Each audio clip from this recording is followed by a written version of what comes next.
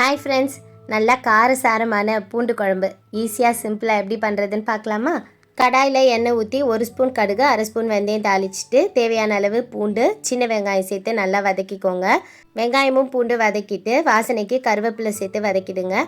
பூண்டு வெங்காயம் வதங்கினதுக்கப்புறமா ஒரு தக்காளி பழம் அரிஞ்சு சேர்த்துக்கோங்க.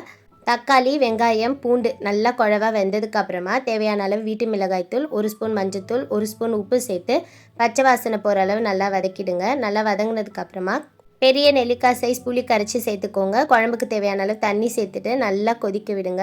குழம்பு நல்லா கொதித்து பச்சை வாசனை போய் நமக்கு சுண்டி வரும். இந்த ஸ்டேஜில் 1 ஸ்பூன் நல்லெண்ணெயும் ஒரு சின்ன கட்டி வெல்லமும் சேர்த்து நல்லா கொதிக்க விடுங்க. இப்போ பாருங்கள், குழம்பு நல்லா சுண்டி நமக்கு ரெடி ஆகிடுச்சு. குழம்பு இந்த அளவு சுண்டி இருந்தால் தான் ரொம்ப டேஸ்ட்டாக இருக்கும். அடுத்தது என்ன, தட்டில் சாப்பாடை போட்டு பூண்டு குழம்பு ஊற்றி சுட்ட அப்பளமும் கோஸ் பொரியலும் வச்சு சாப்பிட்டு பாருங்கள். அடடா என்ன டேஸ்ட்டுன்னு சொல்லுவீங்க. ஸோ கண்டிப்பாக ட்ரை பண்ணி பாருங்கள். வீடியோ பிடிச்சா சப்ஸ்கிரைப் பண்ணிக்கோங்க. தேங்க்யூ.